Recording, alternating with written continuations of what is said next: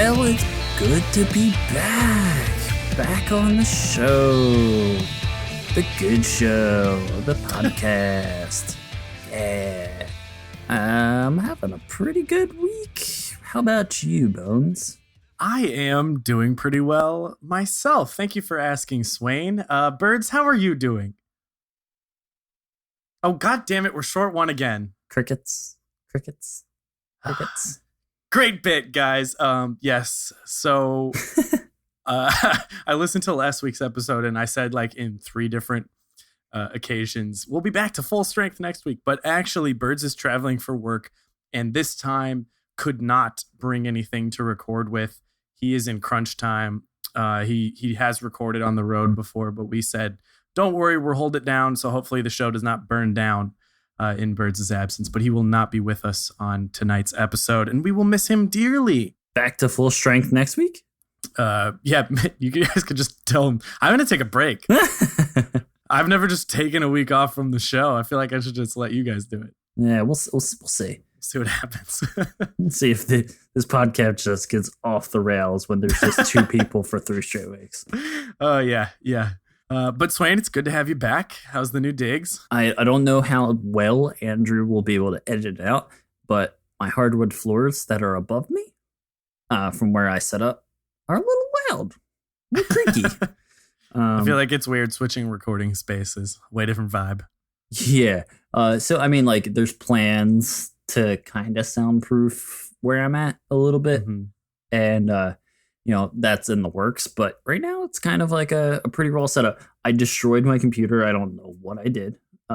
So that's happening on top of it all. But it's good to be back. I have my PS4 all set up. The internet is here. Space. It's hooked up to the space. That's good. It's hooked up to space. And we are all good to go.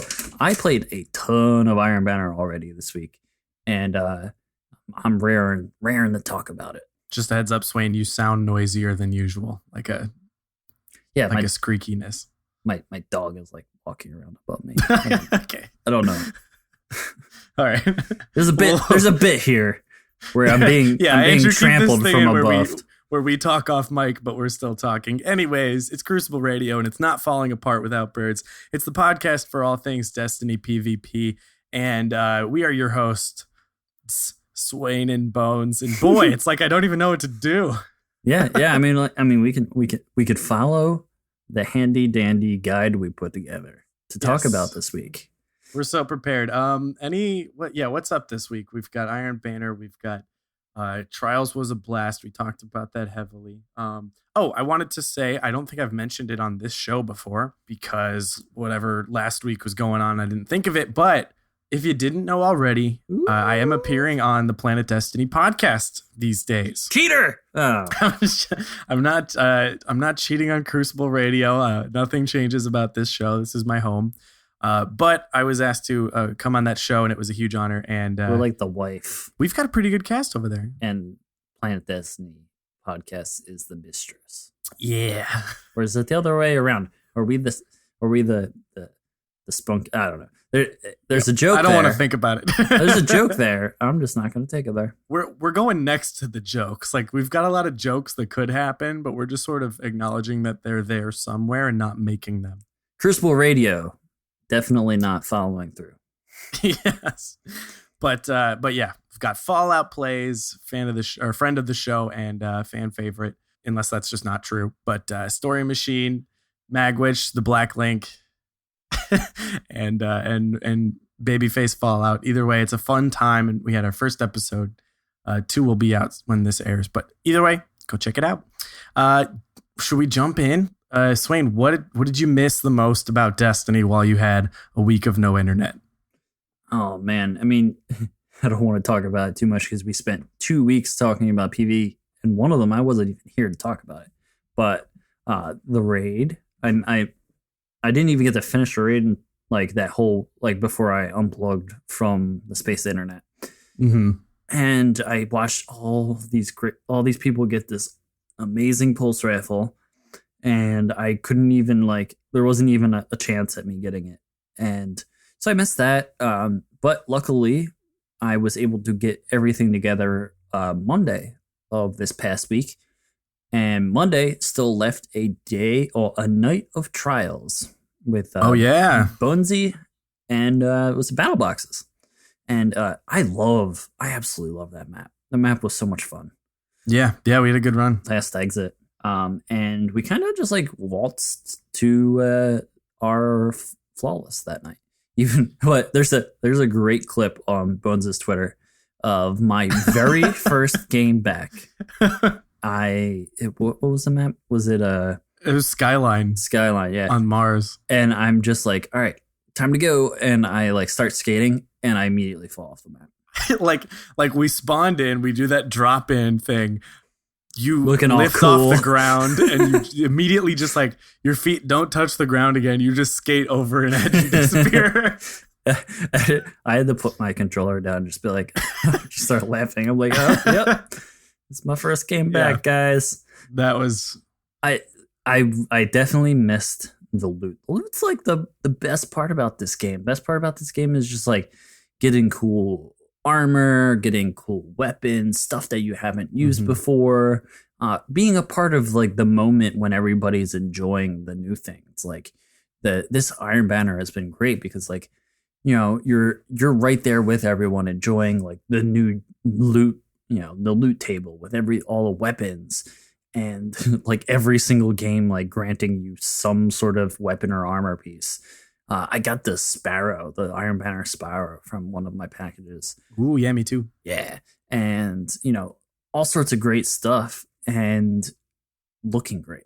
I think my Titan looks the best he's looked in a long time. I got the Errant Knight shader last night, and I put it on all 3 Guardians, and it looks so damn cool. So jealous. I'm gonna grind hard for a possibility at that. I still gotta do my Hunter. I did my Warlock and my Titan. I'm pretty happy with the light level progression I got. I think I got almost all of my characters to 384 or higher at this point, and I could still keep going. And Trials will do the same. I'm excited. It was awesome. After 2 pretty grueling weeks of playing a lot of PvE, which I enjoyed thoroughly, I felt like I was behind. I was like, how are people at 385 already? And within 3 days of Iron Banner and PvP, I was catching up to the big dogs, and that was pretty cool. I would say that the coolest thing I got immediately was the Blind Perdition. Oh my God, that gun. I think we talked about it for half an hour on last week's episode. And then I did the same thing on Planet Destiny. I was like, okay, everyone, get this weapon. So it was what I got. I think I got it from my gold. Well, not the gold. From the Trials chest. Yeah. So from the Lighthouse. Pretty stoked on it. I got to use it a bunch. I love pulse rifles. Pulse rifles they're that good feeling medium between your scout rifle and hand cannon. And it just like I don't think I've ever picked up a pulse rifle and be like, man, this feels disgusting. Yeah, put it down. It's been a weird life for pulse rifles. I remember way back in the day, like I felt like they did nothing. Yeah, and you know, Bad Juju was almost unusable, and then they buffed it and it became a cool exotic. So for its exotic aspect, Bad Juju became one of my favorite weapons. But in terms of just the way it felt, it was always kind of weird to go shoot a legendary pulse rifle anywhere else. And they did become such a dominant force for a little bit, but they do feel good. And it's nice to have that gun because they were nothing way back in the day. Unfortunately, they were just not something I ever kept. And it's wonderful to have them in my arsenal. I do feel like they're a weapon type that can see a little bit, like they have a little bit of give and take to them. So they survive different metas really well. Once they got to that point where like they're like, the pulse rifle meta a year ago at this point, they went a little far. They dialed it back just a little bit, and they have been good ever since. There's been some tweaks here and there, but they've definitely felt good in every sense of almost every single type. Yeah, they are not OP by any means, but they feel consistent, and having a consistent weapon is very nice in the current climate. Speaking of pulse rifles, the Iron Banner has been dropping a pretty good one. I've gotten 2 at this point. I got one last night. As soon as I was finishing up, I signed off, said goodbye to everyone. I was like, oh, I have to go back to the tower and get my package for finishing up rank 5. And there was another clever dragon. It's a great name for a gun. Yeah, I like all the names. Yeah, I got one drop. Not the best roll in the world, and I'm hoping to someday improve that. I'm out of packages at this point, so it won't be this month.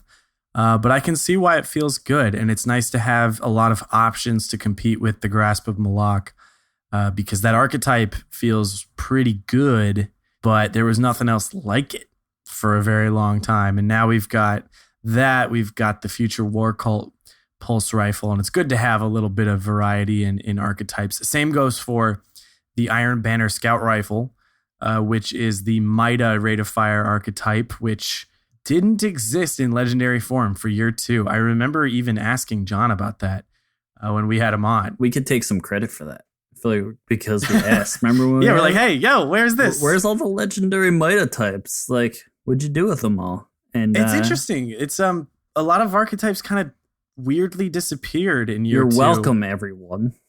Thank you, us.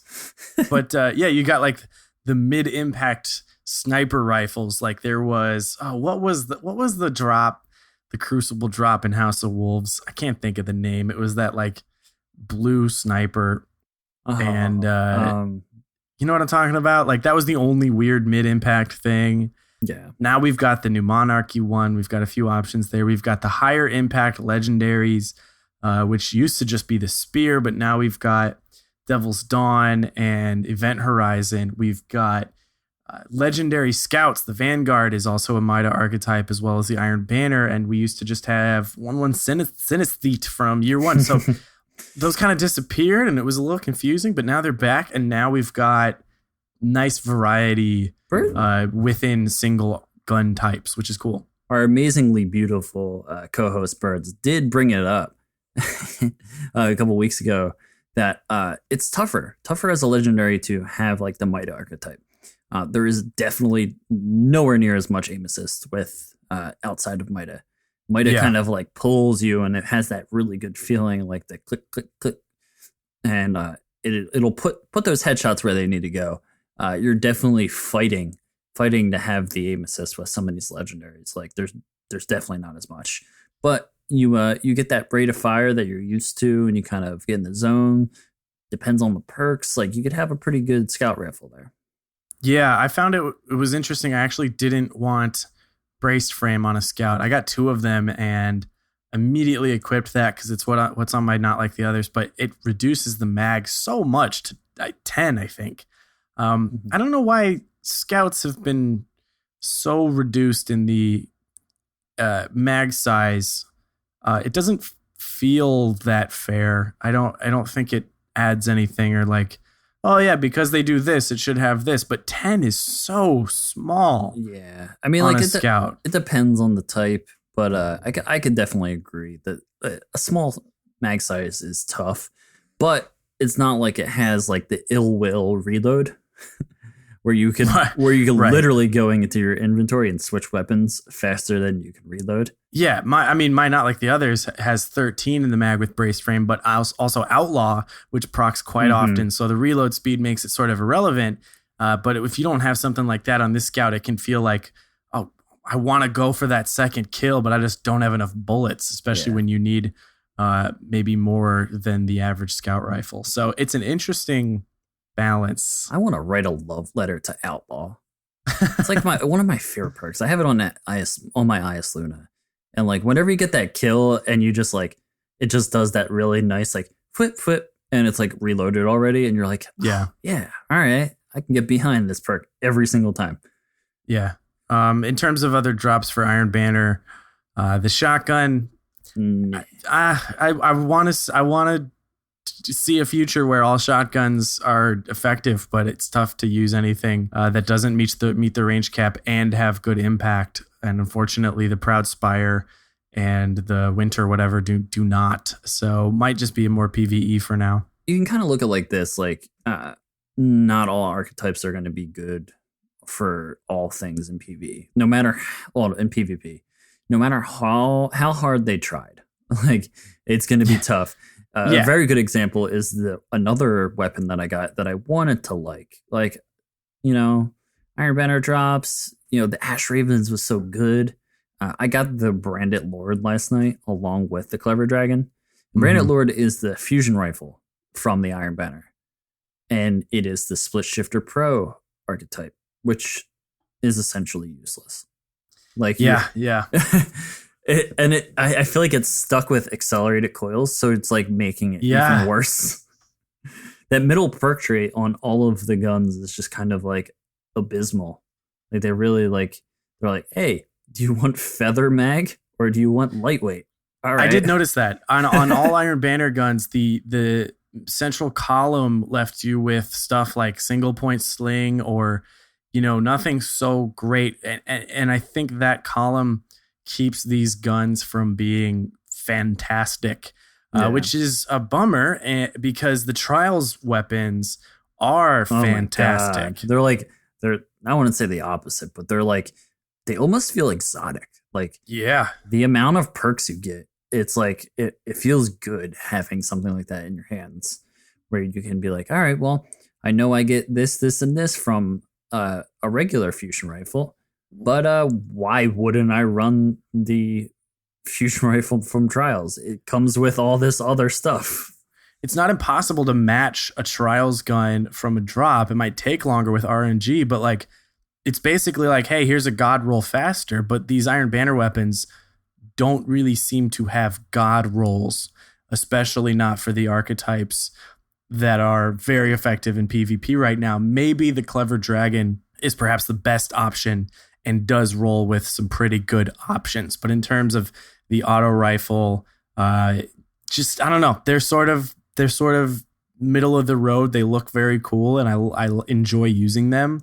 But I know I'm going into a game with a gun that is not going to match some of the rolls that I've collected over the past year at this point. Well, I mean, we've talked a lot about drops so far. Let's talk a little bit about the game type supremacy for Iron Banner this time around. Wait, hold on. It's been talked about not a lot at all. I feel like no one's talking about it this week, Bo. Yeah, it's sort of strange. Like, we have Iron Banner, it's the new supremacy mode, and it's just like no one has anything to say. Everybody must be like out raiding or whatnot. Like, I feel like no one's playing Iron Banner this week. To be fair, that raid is pretty great. It is. Oh man, tough week for Twitter. Tough week.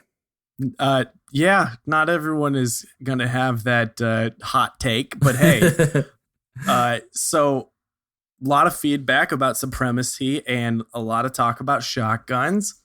It feels like Rift. It feels like when Rift was Iron Banner.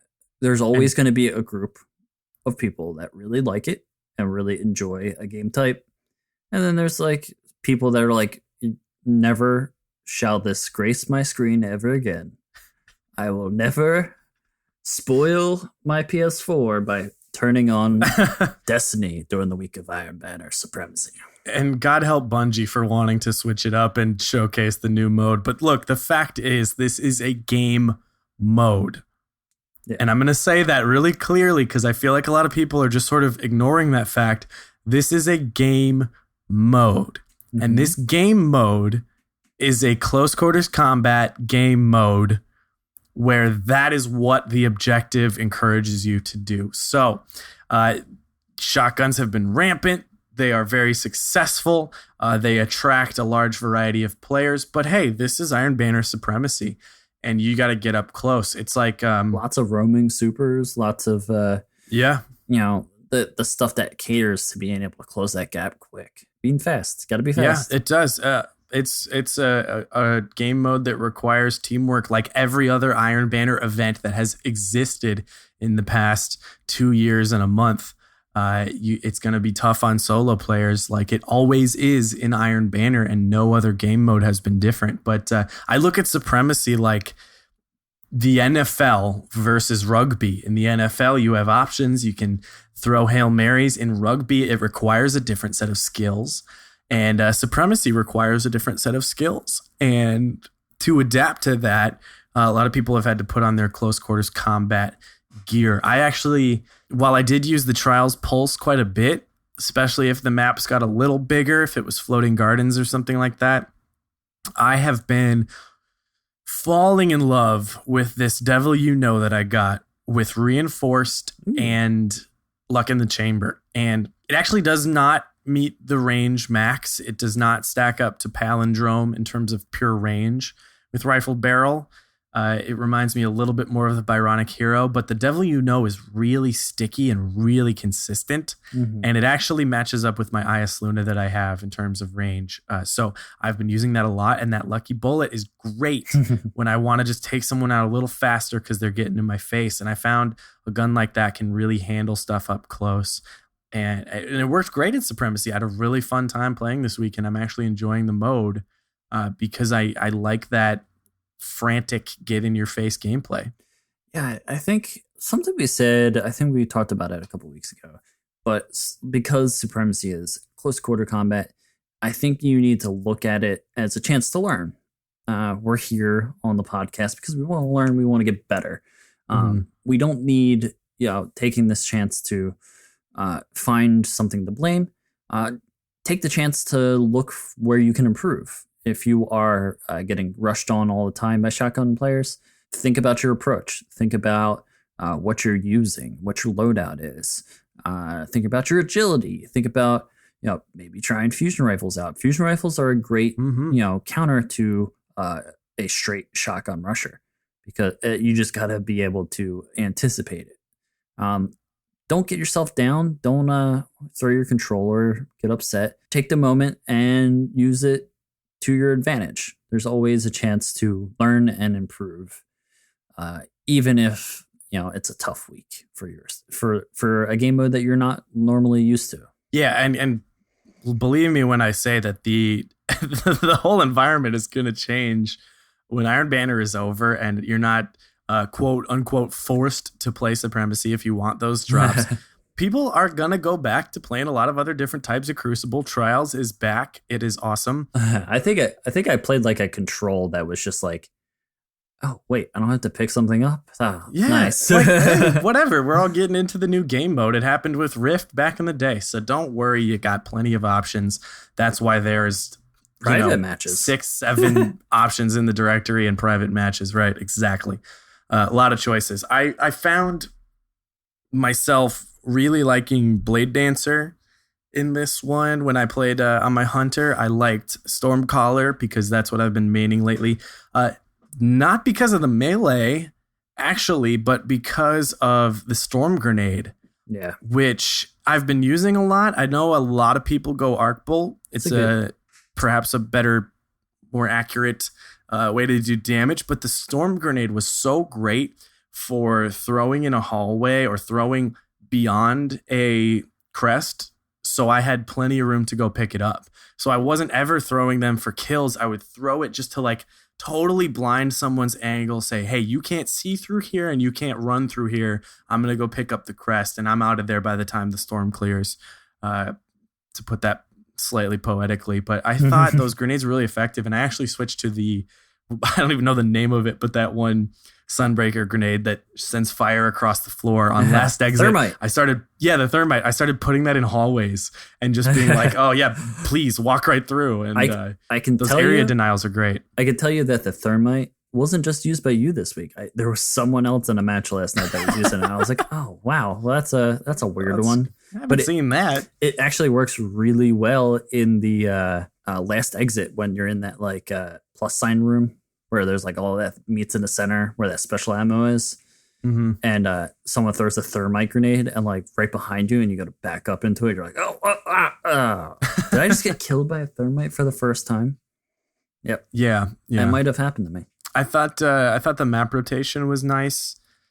I got a few repeats one night, but that has gotten on my nerves in past Iron Banner, where I'm just like, can I see anything other than this, 8 times in a night? But there's more choices. All of the new ones are pretty great for aggressive close quarters gameplay. So it was nice to get a good variation. I thought most of the maps were a good choice. I had to play Supremacy on Widow's Court, which I did not like too much, but it went fine. It wasn't anything drastic. Yeah, I got to play it. Like, I think it was a good mix of once. I think now that they got all these maps, like the mix is nice. Like I played on Shorts of Time, which I love, and I played on Last Exit, which I love. And you're like, with a large amount of maps, there's gonna be a greater chance that you're gonna play on something you like. Yeah, shout out to our boy Fizzer, friend of the show. He's back in Destiny, and I actually ran into him on Cauldron, and it's been a minute since I played 6v6 on Cauldron. Woo. We had a tie game, which was awesome. It was so great, 108 to 108, and I was like, I had a few people on the team, and I was like, I know exactly what he's going to do. I'm going to try to read him. A really great time. It was a good match, but it's just like, oh, this is awesome, playing 6v6 on Cauldron. Yeah. Just like the good old days. It's like episode 5? Cauldron Cast? Bringing it back? Boy. The throwback? All in all, Supremacy is a game mode that I personally enjoy. And, you know, we're going to look forward to something like Control or Clash happening probably as the next Iron Banner. But, you know, loot helps. Loot, all the good loot is making it all better. A little Band-Aid on it.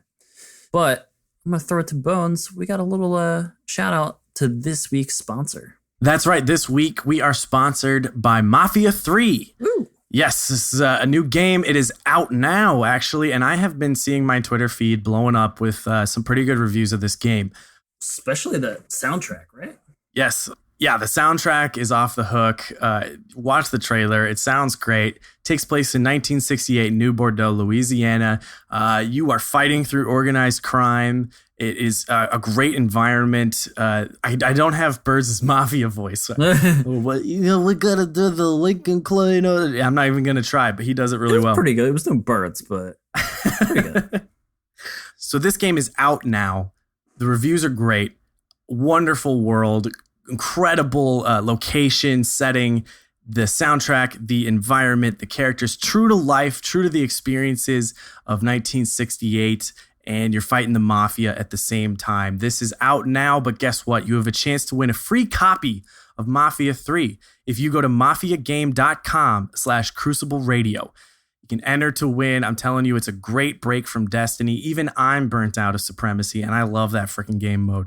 So switch it up with a great game like Mafia 3, experience an open world, and shoot some bad guys. You can get it now. It's in stores on PS4, Xbox One, and PC. But also go to mafiagame.com/Crucible Radio for a chance to win. Italian Swain approved.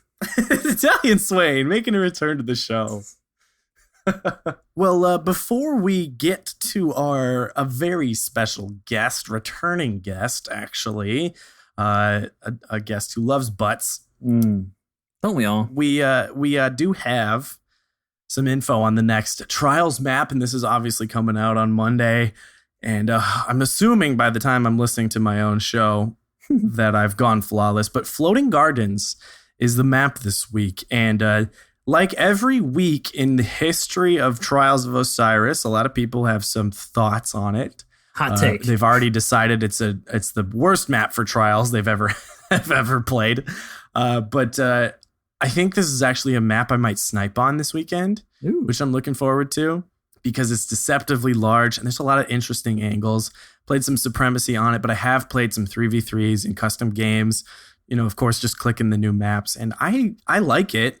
I'm interested to see how it plays out in Trials. I'm going to have to spend some time in a very solo private match of me just like walking around.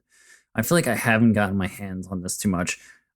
Almost so that like it was the other night I was playing Iron Banner and I landed into this map and I got the grimoire for it. And I was like, oh, wow. I've never played on this. Okay. Yeah. So the learning curve is definitely there for me. But no better way to learn than playing some Trials on it, for sure. Yeah. Get in there. Do some runs. Do not worry about the lighthouse if it's something that gives you anxiety or whatever. Just play these new maps. Learn them. Oh, my God. When it comes back around, you'll be ready to go. And if you get the Trials fusion rifle, yeah, use it. it's yeah, it's pretty amazing from all I've seen of it. Like we said earlier, all Trials weapons have that extra little bit of something from the extra perks.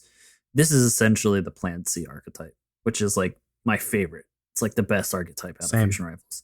And to have all of these built-in perks that are amazing in a fusion rifle and it be sexy to boot, no reason not to use it.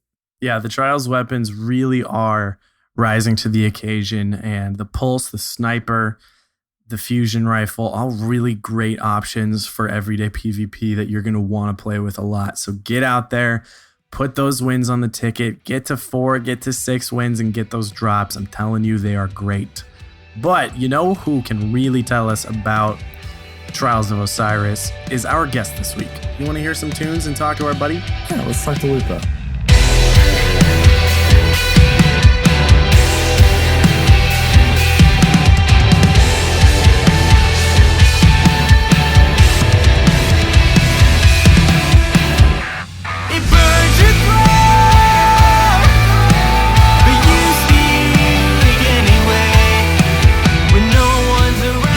This is Engineer Andrew here, filling in for Birds as he's gone this week. This week, our featured musical guest is Kamsin from Nashville, Tennessee. These are tracks from their new album coming out later this month. Check them out at kamsinband.com. That's KHAMSIN band.com. If you're a musician or you have a band and would like to submit some music for us to possibly play on the show, please send us an email at crucibleradio@gmail.com. We'd absolutely love to check you guys out, and we'll be in touch. Thanks. Before your eyes, you'll never see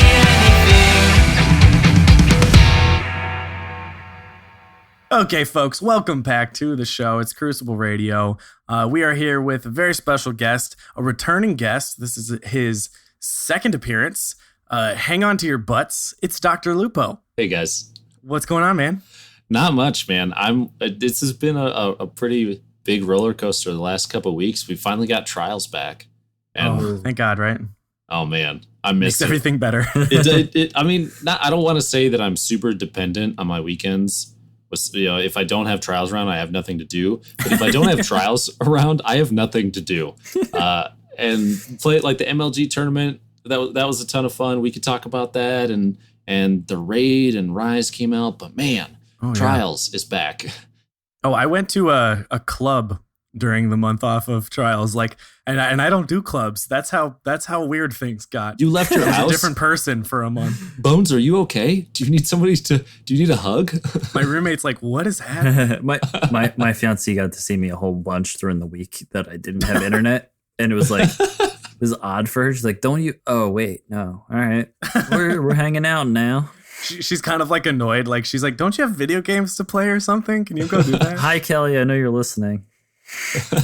Well, Lupo, it's been a minute since you've been on. Maybe we have some new listeners. Maybe they're under a rock. Tell the people a little bit about yourself and what you've been up to for the past few months. So I'm Dr. Lupo. I stream on Twitch. I play that video game that some people play called Destiny, and I play it way too much. Hashtag did game. And I am known for a couple things, and thankfully it's more than just cheating now.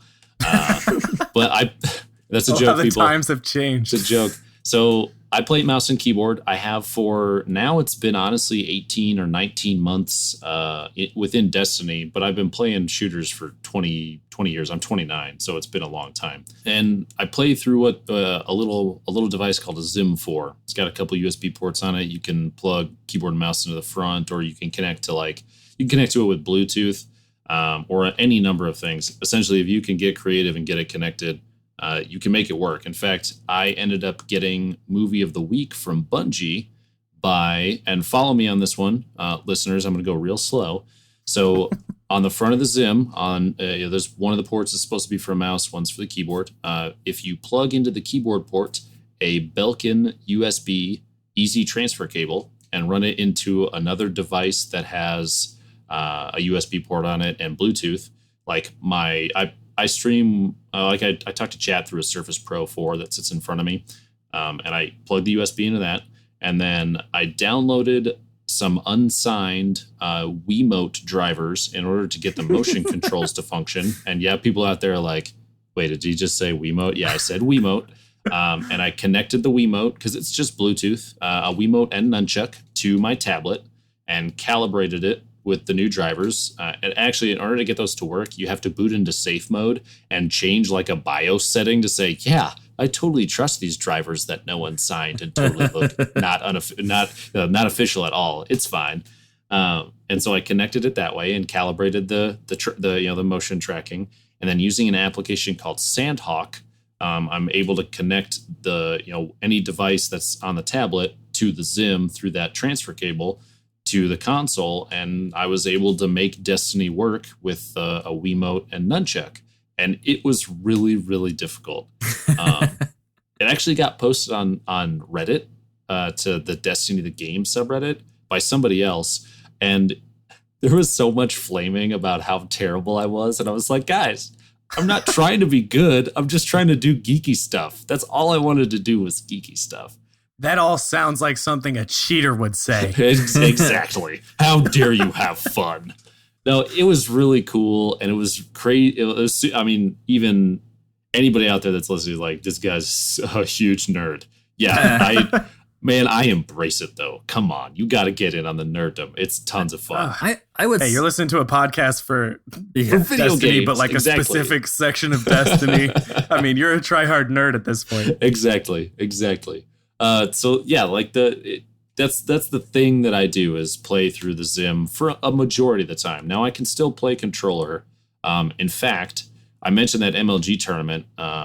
If people didn't know, Activision owns MLG, and they have a contract with Bungie to make Destiny, and so the kind of Major League Gaming incorporation with Destiny was like, it's inevitable, it's gonna happen, and it's kind of cool to see it happen. Everybody's gonna have different opinions on MLG and competitive Destiny, and that's great, but we're just looking at stuff that has happened, and the tournament happened. It was on PS4. It was a skirmish 3v3 tournament, and while I didn't play exceptionally well, of the 926 teams or so that entered, we finished top 8. Me and Ninja and Ramblin'.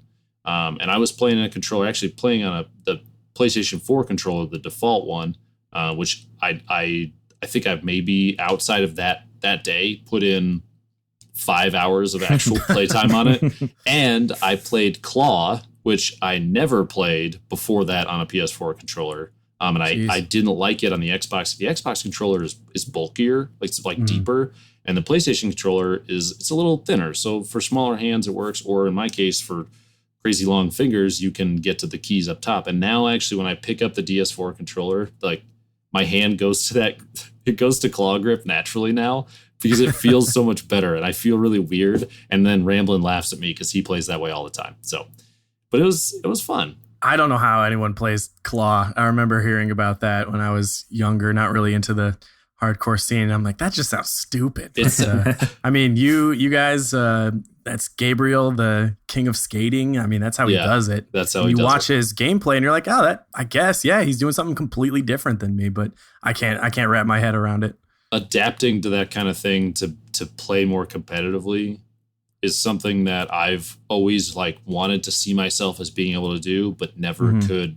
I can never picture myself just being like, oh yeah, this is how I have to do this, and I'll just make it work, until this tournament happened. And I was like, this just makes more sense right now because of how I'm playing. I need to do this. Lupo, it's been a crazy time since we last had you on. All sorts of things happened. I think the last time we had you on was right before your partnership. Yes, that's true. I think it was in January or February, right? Has it been that long? It's been a long time, man. And it's actually been about 8 months, because that's how long. It's roughly how long I've been partnered. I'm getting 8-month resubs and stuff now. So I got I have to say this, and this from the bottom of my heart. You guys are one of the reasons that I've continued to stream, and you're one of the reasons I got partnered, because you guys are so driven to do this. And it still impresses me that you're able to pull off such a quality podcast so many weeks straight and getting huge names. And it blows my mind. And so that kind of thing, I see that and I say, I've got my own avenue to do it, and it's the Twitch thing. And I like having fun with that. But I see myself as more driven now because of the opportunities that I've been given by other people. I just feel like I owe so many people so much for the success that I have. I think personally the best way to repay people is to give some advice. So Put on a good show. yeah, put on a good show. And I think that with trials here and the new maps, I think it's a perfect opportunity to get some advice from you for those Absolutely. people out there that are looking for that first flawless, or maybe just the 7 wins. Like there's some pretty awesome weapons Oh, in trials now. dude, we could spend a whole hour talking about that snipe. I do want to hear about it. Have you seen the fusion rifle? The fusion rifle is almost as good. The fusion rifle is extremely good. I think the one from Archon's Forge, if you get a good roll on it, Saladin's Vigil, It's pretty might good. be better. It sounds so good. I have a roll that you would probably be frustrated at me that I have, but it's like accelerated coils, rangefinder, and brace frame, maybe. Yep. Ugh. Yep. It's gross. It's like Plan C, but it's purple instead of yellow. So I will keep that for a long time. I think that's on PlayStation as well. You and I should stand side by side and use them sometime, man. Sounds good to me. See what happens. Well, before we talk about trials, when I tune in and I see you play, you've usually got a hand cannon in your hand. Sometimes your caca, but a lot of times it's the Ice Luna. You got your Maybe caw the in your palindrome hand. these days. Yeah, more recently the palindrome. Is that inaccurate? No, that's correct. That is accurate. His caw in his hand. That big shiny caca just hanging out. I'm sorry. And but in the secondary slot, you often do have the sniper, and they have been tweaked and tuned a lot lately. In some ways that not everyone agrees with, but you are still sniping. So how has that worked? How have you adjusted over the past few months of the changes, and why exactly is that still your loadout, or do you change it maybe more often than you did back in the day? So they've made that change recently that has affected a majority of the snipers. In that flinch has been increased, and the effectiveness of unflinching has been decreased. So your reticle, the barrel bounces far more now than it did before. It's noticeable. There are a couple weapons, a couple snipers that it didn't go into effect on. I think Steel Piercer is one of them, as well as a couple others that the flinch appears, maybe it's just a placebo effect, but it appears to still be the way it was before. But it's kind of taught me a better way to handle situations, a smarter way. Destiny is one of those games where I feel like if you get the first hit on a target and they don't back out, you have a really good chance of winning an engagement every single time. Mm-hmm. And sniping especially lends itself towards that kind of mindset because of the changes they put into place with flinching, the flinch in the game and the way that unflinching works now. So it has caused me to reassess, like re-engaging from a distance far more than I used to before. The number of times I could pull off like the flinch headshot just because was pretty high. I mean, if I knew the target had a pulse rifle, you kind of aim for the crotch or like belt region. You could pretty regularly get a flinch headshot if you timed it right. Mm-hmm. Now it's almost so uncontrollable that it's not worth that. So what that's done is created in my head kind of like a checklist. Okay, I'm about to try and engage a guy at what would be considered a reasonable snipe distance, just beyond fusion and further. And Bungie might not like that I said that, but that's still a pretty reliable snipe distance. If I get hit first, man, you back out, you find a new angle, and you should be doing that every single time anyway.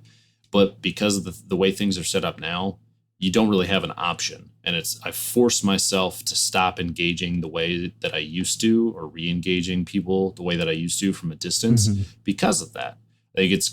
I think it expands beyond that too. My survivability has kind of increased just from knowing that if I'm sniping, I'm going to get popped if I try and re-engage. So I need to mix it up, find a new position, find a stupid little ledge to stand on, or hide behind some, minimize my hitbox as much as I can by hiding behind things. And I didn't used to do that as much as I do now, because previously I could just kind of try and whip another snipe shot, and sometimes I would land it and then just shade step and try and primary down or something silly like that, get a nade off or a smoke or something. But you just can't do that in the same way now because people can push with pulse rifles and get the flinch on you, switch to a shotgun and slide in and annihilate you. And it really it's forced me to think about my positioning and what the other player is doing way more than I was before. Before, especially in trials, because there's no like skill-based matchmaking, so you could get you get matched up against somebody that's far below your skill level, and you can play in certain ways that you shouldn't play against people that are very, very good. Mm-hmm. It kind of makes you play softer, right? Mm-hmm. It's harder to do that now, which I think is probably a change for the better. But sniping in general is still very much about spotting your opponents first. And the maps that they put in have, if you play them in a way that you're trying to lead the opponent, you kind of want to try and take control of what they're going to do.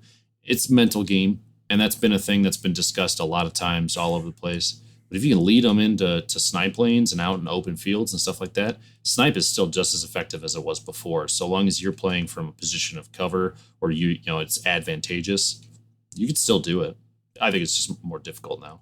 I remember when people were reading patch notes and everybody was freaking out, and me, Bones, and Burns were having a conversation in our private Slack, about like private Slack, about whether or not this was real, like how effective will this nerf be? And one of the biggest things we said was, well, if we still see Lupo and a couple of the other big snipers still using it a couple weeks from now, then we'll know, all's well in the world of sniping. Yeah, I think even if I'd love a reversion to some of the old settings for snipers, so to speak, I feel like if the side effect is my positioning gets better and I'm using angles better and I'm a more elusive sniper, that's not a bad side effect. It's not.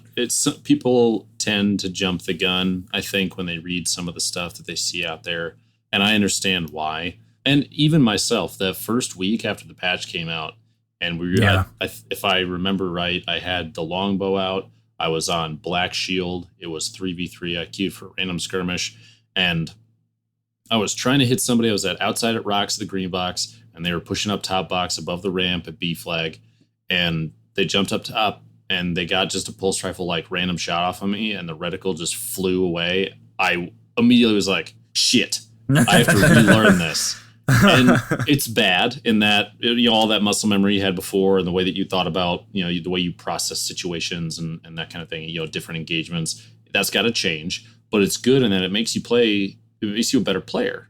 You have to be able to adjust to stuff, and you'll see it every single time a patch comes out. And I always mention it on Twitter or Twitch or whatever. I say the people that complain and talk about quitting and actually stop playing because of a change, they weren't going to be able to keep up anyway. It's the people that say, okay, here's the changes that they're putting into a game that I love.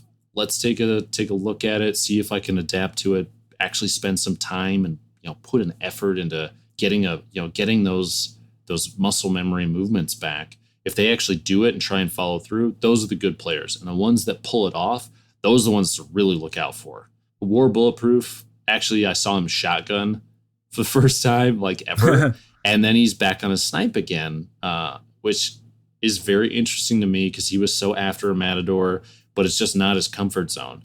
And so he's adapting to play snipe in scrimmage, competitive scrimmage games, because he is a really scary good player. He took the time to say, okay, I'm not comfortable with how sniping is right now. I'm going to pick up a shotgun and see what I can do. And I think I even saw him play Gunslinger, which was a callback to when he right when he first started playing. But lo and behold, he's back on his Sunsinger. He's sniping again. He's still using the last word because he figured out how to use it because he adapted to the changes that they made. That's a good player. Yeah, that is really well put. It is up to us to adapt and change if we want to keep playing. And I feel like people maybe get tired of hearing it from me. So if you listen to anyone, listen to Dr. fucking Lupo. Speaking of things that people are upset about, I want to, since we have you here and you are such a prominent sniper, especially because the Zim, like you described on the last podcast, it doesn't really work all that well with shotgunning. It can be tough. It can be tough. You can adapt to it. Yeah. I've gotten much better now than I was before, but it's still, man, I need like 12 miles of mouse pad to be able to keep up with a controller and CQC, dude. It's rough. It's rough. Did you play any Iron Banner this week for some of those sweet loot? I actually did on both consoles. I was able to pull off. I mean, I think right now I'm on my Hunter on both consoles. I'm rank 4. I'm gonna try and push for 5 because I want the package. I want to knock that quest out. I hate seeing quests on my Xbox Hunter because he has everything done, and I want it clean. So I gotta finish that. Not to mention, it's an actually satisfied drop at rank 5. You actually get something that could be exciting. See, exactly. And oh man, so this is a discussion of supremacy in general, but because Iron Banner is the thing this week, everybody's gonna be playing supremacy. Sniping in supremacy is not easy, and it never will be. Mm-hmm. The entire game mode is designed for either you're gonna get lots of kills and lots of kill credit, but not a whole lot of pickups, or you're gonna run a shotgun and you're gonna get kill credit and pickups. Because if I get a pick, let's take Exodus Blue as an example. Everybody spawns in. I jump up on, if I'm on the AC side, not the one that's closer to train, the one that's closer to like the little bridge and the ramp up into inside hangar and all that. I jump up on AC unit or the cement block that's right there, and I snipe over towards Mohawk, the little train car thing. People will jump up across, go in a C flag, and I can get a pick, and they die.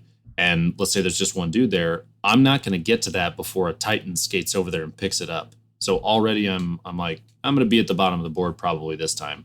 I think of the times I played Supremacy and I've sniped on it, I've maybe broke 40 points 2 or 3 times out of probably 50 to 75 games.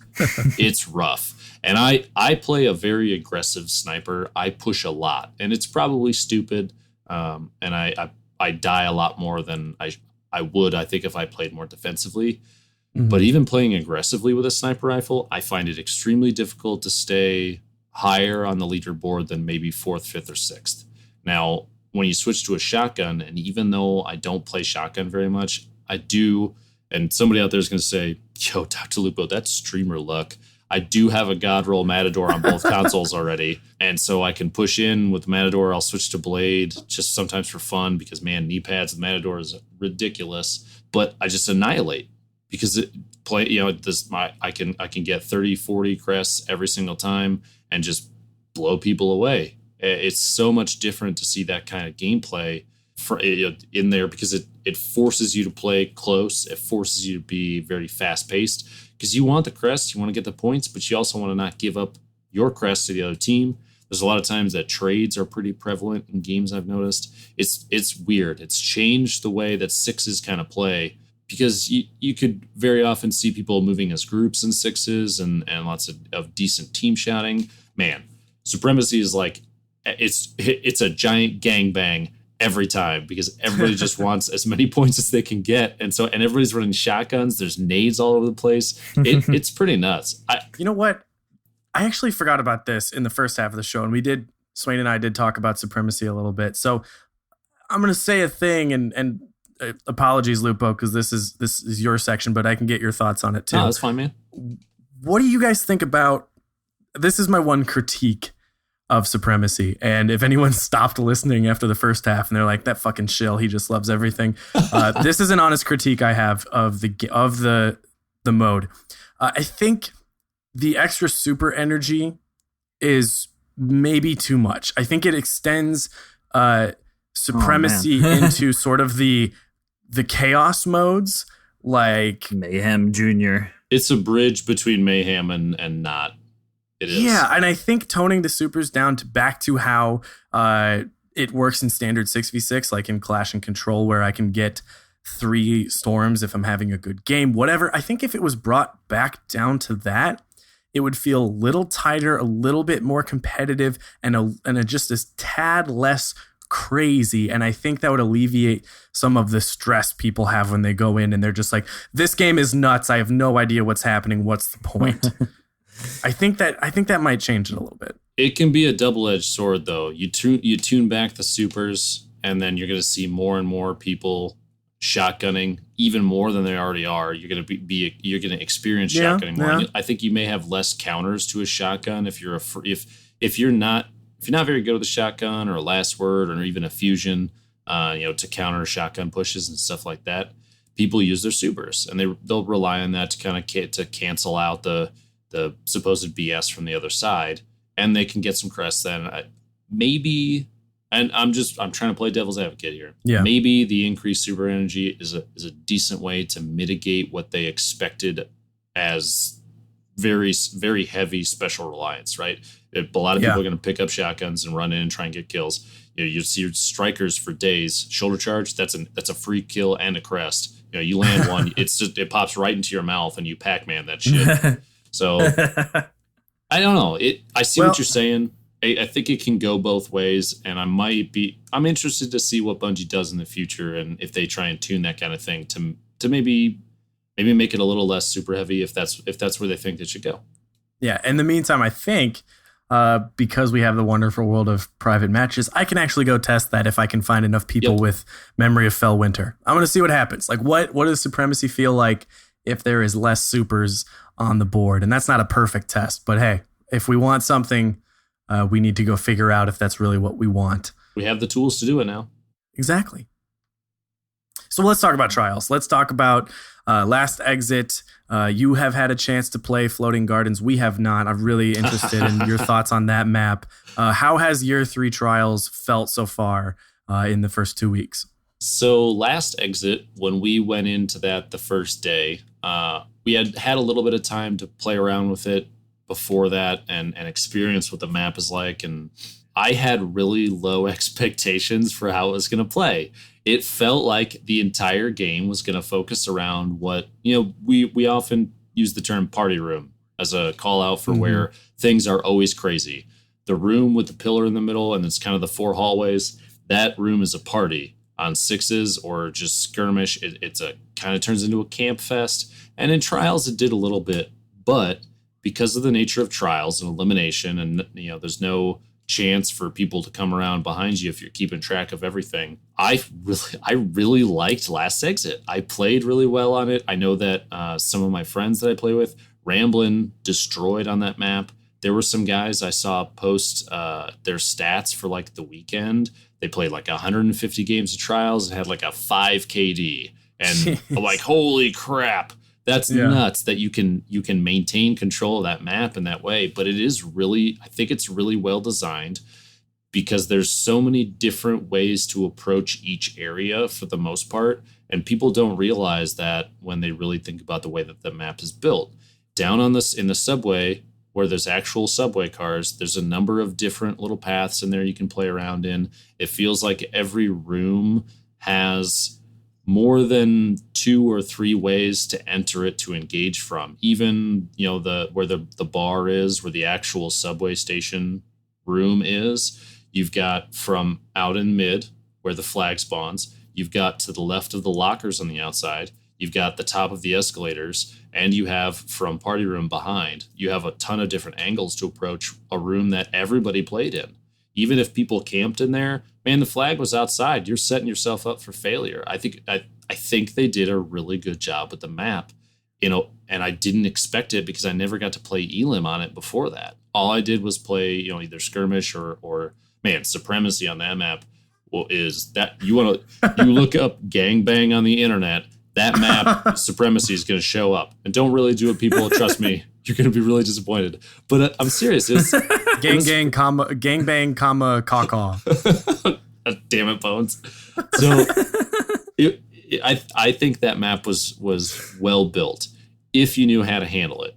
When on spawn, if you are on the subway side and not on cave side, like you run up the escalators, you get to the top before the other team can get up there and they can get a bead on you with snipes. So if you knew they were sniping and you knew they're going to engage up there, you just never go up there. You push straight into the subway room. Otherwise, you can engage through party room. You could go through the ramp up to the subway platform. You could go through the subway tracks. You had a ton of different lanes to push through to still engage and be competitive. And it was just really good. Man, I think the map played really well. Yeah. One of my advices is to people is even if we did win 2 rounds doing the same thing, to switch it up. You know, some people say don't fix what's not broken, but I'm like, hey, let's just do a different opening to throw them off. And I feel like last exit that was happening without any call outs, because there was just so many options, and it's a new map, but we're like, there's so many variants here. We don't have to do the same opening every round for this entire run. Then this week they put us on floating gardens.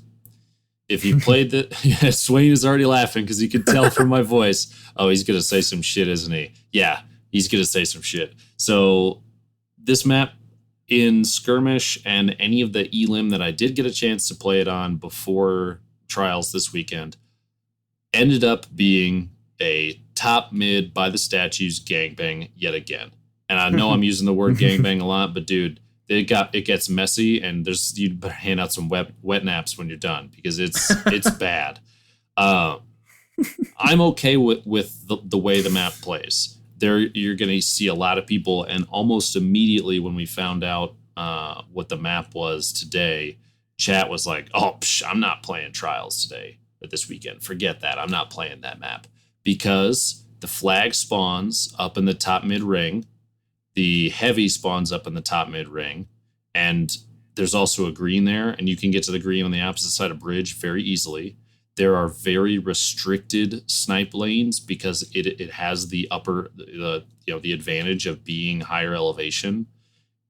The beginning of the game, if there's a sniper on either side, will always start out with people pushing up to top and checking across, and it turns into like a little, let's throw our conal AoE nades across on at the other side, plus a smoke sometimes, there's a Night Stalker, and try and snipe each other 15 times.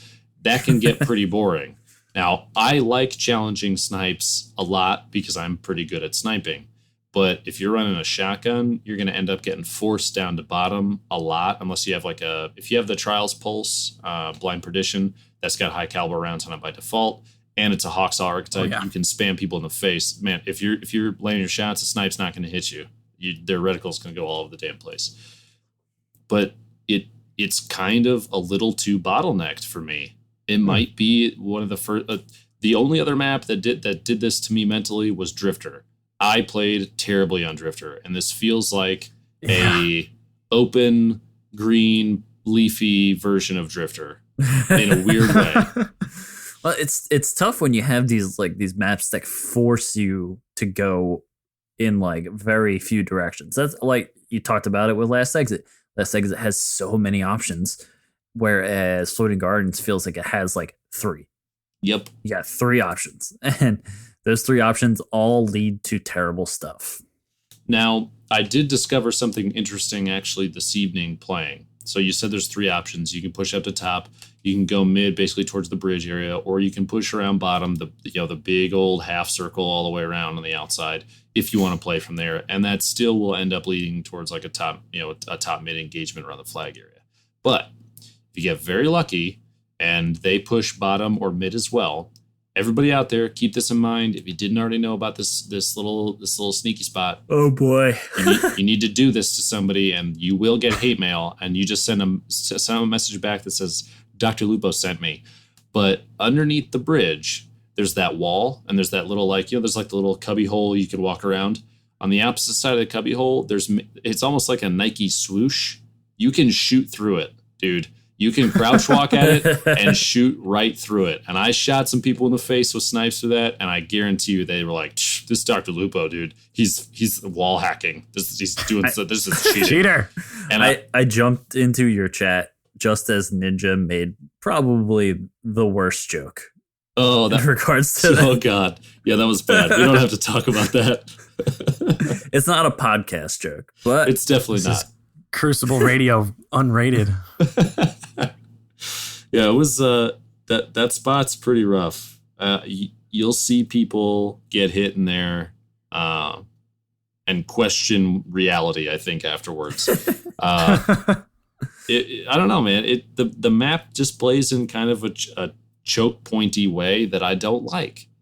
It's not open enough. I think if they had flipped the side where let's say, where the top mid section is, that ring, it's higher elevated. If they had brought that down and had that be the bottom portion of the map, and then you put the heavy and the flag down there, I think it would have played a little better, because you don't, in order to hit shots across up top, you have to be high enough elevated, because otherwise there's just a ledge blocking you. So you have to go up there. If they had brought it down so it was lower elevation than the rest of the map, and the map kind of like sloped down to the outside instead of up to the outside, it might have played a little more openly. But if that wasn't their intention, if their intention was to have it be a more close quarters choke point focused map, then they did a really good job of designing that. They would have had to call it Sinking Gardens. Dad joke. That's a pretty bad dad joke, Swain. Hey, I mean, you're a dad. Did you like it? Touche. Well played. Well played. As a dad, you're required to like lower tier jokes as it goes on. It's true, man. My level of humor has just plummeted. Actually, that's an interesting thing to talk about, because the last time I was on here, my son was only a couple months old, and he's over a year old now. Woo! It's been a long time. I can't believe it. I mean, people that have watched stream have seen my family grow. They've watched my son grow up. They've seen him walk now. Like, he walks. That's the thing that he does. Sounds dangerous. My wife and I were standing in the kitchen after we put him to bed a couple days ago, and I just looked at her and I said, "Sweetheart, our son has opinions." And she just started laughing, because he does, man. He'll pick up put a piece of food in his mouth, and then he'll give you that look like, "Dad, is this poison? Are you sure you're not killing me?" Like, "I'm sorry, man." And then he won't eat any more of it for the rest of the night. He just avoids it like it's the plague. And to see something that was previously like a potato wrapped in a blanket become a human being with arms and legs and smiles and laughs and tears, and he walks and he grabs stuff, and he's like a sweet potato now. He's like I don't know, man. I'm not a sweet potato fan. Before you try and don't push me out of the moving vehicle or anything, but I've never been a fan of sweet potatoes. You and Birds, he hates them. My wife loves them to death, and she'll be like, "Do you want some sweet potato fries?" I'm like, "Do you want me to throw up on the floor? Because I'll pass." Oh man, Birds is missing out right now. We'd be on here for another hour, just him agreeing with you. Just talking about sweet potatoes. Yo, Lupo, let's go ahead and take 20 minutes to talk about sweet potato texture and how fucking terrible it is. Yeah, dude, Birds, it's awful, isn't it? It's the worst. It's the worst. He called it a novelty tuber one time. It was ridiculous. He lost his mind. I've never seen him get this upset. Oh my gosh. Well, hey, as long as your son isn't having opinions like shotguns take no skill, then, sounds like it's a beautiful thing. Daddy, I think Shot Package should be back in the game. Get out of my house. Get out. What did you just say? Who taught him this? Who are you? Lupo, well, it's been an amazing time as always. Where can people find you if they're not already watching you and they're also a potato? If you're a potato and you want to watch another potato play Destiny, just pull up twitch.tv/Dr. Lupo. If you want to watch old footage, some highlights and stuff like that, my YouTube channel is Dr. Lupo TV. And if you don't follow me on Twitter, I don't know what you're doing with your life. I post a lot of stupid shit a lot. And so if you're into picture of you in yoga pants. There's a picture. Hovey destroyed me at Super Meat Boy. And if Hovey, if you listen back to the podcast, I know we're playing together Monday night. But, dude, nobody challenged Hovey to a Super Meat Boy race. He legitimately used to speed run it, and I didn't know that. So I picked a losing fight. Classic. And the loser had to post a picture of themselves in yoga pants on Twitter. So I put on a pair of my wife's yoga pants, including, it was a pair that had like the roll down colorful band around the waist because I wanted to be super girly. And I took a picture of my own ass in the mirror in our bathroom and I put it on Twitter. It's pretty. Anyway, that Twitter, if you're looking for that butt shot, is Dr. Lupo on Twitch. Dr. Lupo on Twitch. Just find me on there and say stupid stuff to me. I'll reply with stupid stuff. I like saying stupid stuff. The internet's a fun place. So it sure is. I appreciate you guys having me on again. Seriously, you're, like I said, I've said it before. I will say it again. You're an inspiration to me. You always have been. And I mean, Swain, you have a damn tattoo of one of my emotes on you, and I love you to death for that. I can't wait until Guardian Con because I'm gonna give both of you the best butt touches you've ever had. Oh boy. Ooh.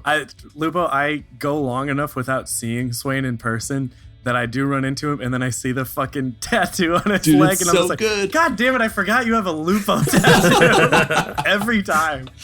To be honest, I forget, and then I'm like, oh, all right. Yeah, and he's like, oh yeah, you're right.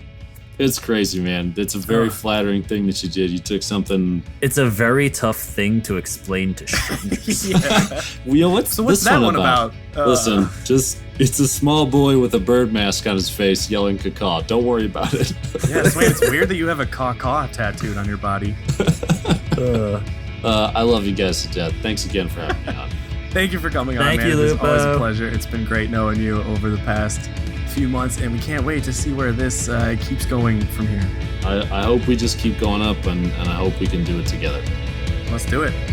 Appreciate it, guys.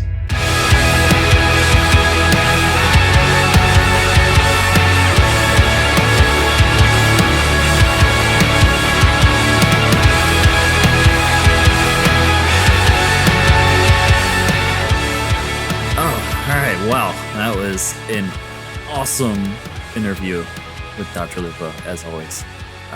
Bones, do you want to take us out?